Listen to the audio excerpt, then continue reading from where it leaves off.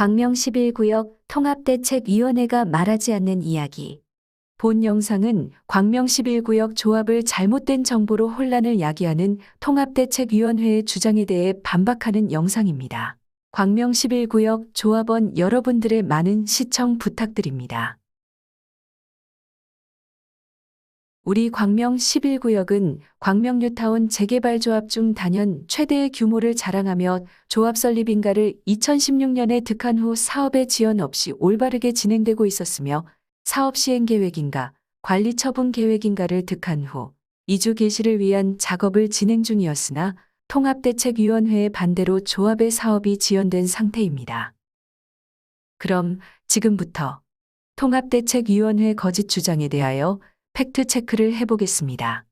통합대책위원회가 2022년 4월 23일부터 5월 4일까지 보낸 문자 내용에 대해 팩트 체크하여 반박하겠습니다. 그들의 문자 내용을 정리하자면 크게 세 가지의 주장과 안내 사항으로 구성되었습니다.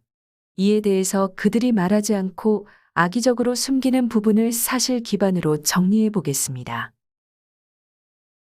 통합대책위원회의 첫 번째 주장. 타 구역보다 사업을 일찍 시작했음에도 16년으로 광명 재개발 사업 중에 최장 사업 기간을 기록 중이다. 2021년 9월 관리처분 계획인가 승인 후 이주 시작 가능했다. 다음 주장에 대한 팩트 체크. 통합대책위원회가 재개발 사업 기간 계산 관련 말하지 않는 부분은 조합 설립인가 시점을 기준으로 계산한다는 점입니다. 통합대책위원회는 사업 시작 시점을 조합추진위원회 설립 시점부터 계산하여 주장합니다. 하지만 조합추진위원회는 조합의 재개발 업무를 본격적으로 진행하지 않습니다. 조합추진위원회는 도시 및 주거환경정비법 제32조 1항 및 제35조 제1항에 의거하여 조합 설립인가를 받기 위한 업무와 조합 설립을 추진을 위한 업무 등을 수행하기 위하여 조직됩니다. 재개발 정비 사업을 추진하는 시점은 조합이 설립이 되면서부터입니다. 통합대책위원회는 사업 지연을 강조하려고 조합 추진위부터 기간을 계산하고 있는 겁니다. 조합 설립 시점부터 최초 관리처분인가까지 계산한 우리 조합의 사업 속도는 관리처분인가를 득한 광명 뉴타운 10개 조합 중 3위로 1977일이 소요되었습니다. 10개 조합 평균은 소요일수는 2405일이며 1등은 4구역 1312일, 10등은 9구역 3222일입니다.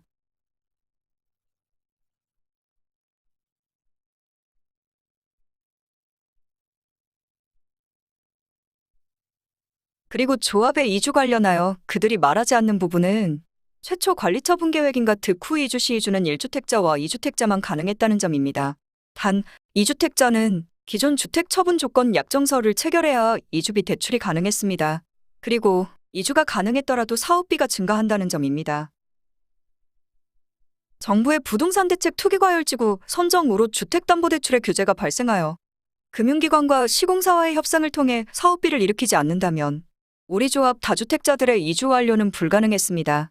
2주택 보유자들 또한 기존 주택 처분 조건 약정서를 체결해야만 대출을 받을 수 있는 상황이었습니다. 그리하여 조합은 모두에게 동일한 이주비 대출 혜택을 발생시켜 전체 조합원의 이주를 완료할 수 있도록 시공사와 금융기관과의 협상을 마친 끝에 곧바로 관리처분 변경을 실행한 것이고 사업비 증액으로 성공적인 이주 계획을 수립할 수 있었습니다. 참고로 이주비 지원 관련 사업비 증액금 전액 환수되는 항목임을 알려드립니다. 또한 통합대책위원회의 주장과 같이 최초 관리처분인가를 득하여 1주택자의 이주를 먼저 실행했다면 그리고 사업비를 증액하지 않고 관리처분 계획의 변경 없이 진행하였다면 금융기관이 1주택자 등에 대한 대출 기표를 승인 시 다주택자의 이주비 대출 승인 전까지의 이주비 대출에 대한 이자가 추가 발생하게 됩니다. 즉, 1주택자의 이주비 대출 기간 증가로 추가 이자 금액이 발생하는 것입니다. 조합원 전원의 이주비 대출이 동시 진행되면 발생하지 않는 부분이죠. 또한 2주택자분들과 다주택자분들은 이주비 대출의 제한으로 인하여 기존 보유주택을 처분해야만 하는 상황에 직면할 수도 있었습니다. 그리고 동시에 대출을 진행할 수 있는 금융권을 찾아야 이주비 대출 진행 시에 재반 비용과 금리를 조금이나마 줄일 수 있습니다. 총 대출 금액이 클수록 적은 금리와 수수료를 제한할 수 있다는 점이 금융기관의 입장입니다. 계획했던 사업비 대비 추가 이자와 비용 발생으로 사업비가 증가하게 되고 이는 비례율을 낮추고 조합원들의 부담금을 늘리는 원인이 됩니다. 즉, 통합대책위원회의 비례율 상승 주장과는 상반되는 결과가 나오기에 말하지 않는 겁니다. 통합대책위원회의 두 번째 주장. 전 조합장의 무능으로 최근 전국 재개발 사업지 중 사업비 증가액 최고치 갱신, 약 1조 이상 증가, 관리처분 계획의 변경을 진행한 이유는 불필요한 조합의 비리인 약 3천억 원의 사업비 증액을 하기 위함. 여기서 통합대책위원회가 조합원에게 말하지 않는 내용은 먼저 사업비 증가의 기준을 관리처분 계획인가 시점으로 봐야 한다는 이야기입니다. 조합의 사업 단계 중 최초로 관리처분 계획인가 시조합 정비사업비와 예상 수익을 추산하여 인가받도록 도정법 제74조에 명시되어 있습니다. 그 전까지는 비공식으로 완벽한 추산이 아닙니다. 비례율이 처음 계산되어 나오는 시점도 관리처분 계획 수립 시점입니다. 저희 2021년 5월 관리처분 계획 시 사업비는 약 1조 4천억 원입니다. 공사비는 약 8,720억 원으로 평당 460만 원입니다. 이 금액이 우리 사업비의 기준이 됩니다. 그래서 1조 원 증가되었다는 말은 거짓입니다. 또한 통합대책위원회가 말한 것처럼 올해 1월 관리처분인가 변경 시 시사업비는 약 1조 7천억 원으로 약 3천억 원 증가되었습니다. 하지만 이 이유는 첫 번째, 이주택자들의 기존 주택처분 조건 약정 체결을 없애기 위하여, 두 번째, 다주택자, 법인 등의 이주비 대출 지원과 전체 조합원 20% 추가 대출 지원을 계획하기 위하여입니다. 이 두 가지를 반영하지 않으면 다주택자의 이주비 지원 및 최대 60% 이주비 대출을 받는 것이 불가능하기 때문입니다. 이주 진행을 위해선 반드시 필요한 사업비 증액이었고 추후 잔금 납입 시점에 이 금액을 상환하지 않는 조합원은 열쇠를 못 받고 소유권 이전도 불가합니다. 이는 증액된 사업비가 전액 환수 가능 항목임의 증거가 됩니다. 또한 관리처분계획서 상총 수익금 항목에도 잡혀있기 때문에 사업비가 증가했음에도 불구하고 비례율은 최초 관리처분인가와 동일하게 계산되었습니다. 이로써 조합원 분담금 영향은 전혀 없었습니다. 번외로 통합대책위원회는 우리 사업장은 비례율이 낮을 수 없으므로 비례율을 상승시키겠다는 주장으로 조합원들을 선동하고 있습니다. 그의 시로 사구역 비례율 116%와 비교합니다. 일단 우리 구역은 일반 분양분 비율이 30%가 안 됩니다. 조합의 최대 수입원은 일반 분양분으로부터의 수입이지만 우리 구역은 일반 분양 세대의 비율이 적은 편이기에 사업비 상승 요인이 적습니다. 허나 그들은 이는 사구역도 마찬가지다 라고 하고 있죠. 그러나 그들이 말하지 않는 현실은 우리 구역의 사업 부지는 약 6만 평이고 사구역은 3만 평이 안 됩니다. 면적으로 치면 2.18배, 평당 가치가 동일하다면 우리의 종전감정평가 금액도 2배가 넘습니다. 또한 전체 조합원 수의 차이도 있습니다. 즉, 총수익에서 사업비를 뺀 순수익이 단순 계산하여 사구역의 2배가 나와야 동일한 수준이라는 이야기이기 때문에 조합의 상황을 제대로 고려했다면 제대로 된 비교가 아닙니다. 통합대책위원회의 세 번째 주장. 초기에 현대로부터 약속받은 원안사수 전혀하지 못함. 전국 최초 도급계약 변경 없는 공동이행 방식으로 조합원을 속이고 있음. 통합대책위원회는 첫 번째, 도급계약 27조 중 공사 기준은 인가된 사업계획 설계 도서에 의한다. 두 번째, 각 계약문서 도급계약서, 설계도서, 입찰제안서 등은 상호보완의 효력을 지닌다.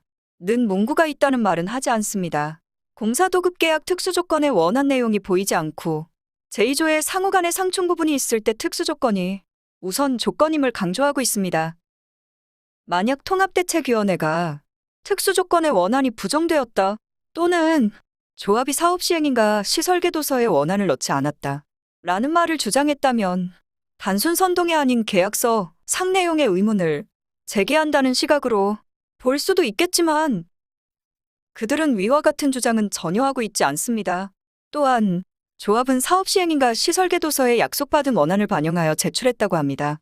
다음으로 공동이행 방식에 대해서는 조합이 2022년 4월 계획했던 총회에서 조합원의 의사를 확인하고자 했으나 통대위의 가처분 신청으로 인해 중단되었다는 말을 통대위는 하지 않고 있습니다. 도급계약의 변경 없이도 문제없도록 법적 자문받아 최종 3자 합의하면 됩니다. 현대산업개발 또한 조합원들이 원한다면 공동이행 방식을 적극 수용하겠다는 입장을 공문으로도 보내왔습니다.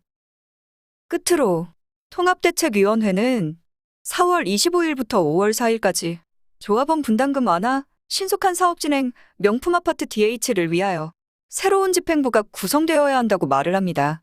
그러나 그들은 이미 1월에 해임총회 연기 안내 문자에서 신속한 사업 진행을 위해 연기한다 했으나 2월 해임총회를 강행하였고 이로 인한 업무 중단이 발생했습니다.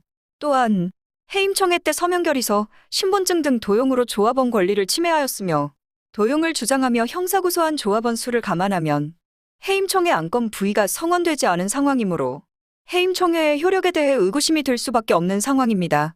법원의 임시조합장 선임 결정문에서도 조합원 차악슬 임시조합장으로 선임하기 어렵다고 봄이 타당하다 는 이유와 함께 임시조합장으로 변호사를 지정했지만 통합대책위원회는 그들만의 해석으로 법위에 서려고 하며 자신이 임시조합장이기 때문에 조합의 서류를 가져감이 타당하다 는 주장으로 11구역 조합원들의 공분을 사고 있습니다. 마지막으로 그들이 말하는 분담금 완화는 반대로 그들의 계획대로 된다면 사업 지연에 따른 비용 상승, 시공사와의 분쟁으로 인한 등으로 인한 제2의 둔촌주공 사태가 가시화되고 있으며 광명타구역 대비 낮은 공사비의 축소를 주장하면서 DH를 말하는 것은 현재 현실에는 눈을 감고 조합원들이 듣기 좋은 말만 전달하여 속이는 것으로 밖에 볼 수 없습니다. 지금까지 통합대책위원회의 주장을 반박하는 광명 11구역 조합원의 글을 시청하여 주셔서 감사드리며 우리 광명 11구역의 조합이 절대 위법을 저지르는 자들의 손에 들어가지 않도록 끝까지 진심만을 밝히며 싸우겠습니다. 다시 한번 시청해 주셔서 감사합니다.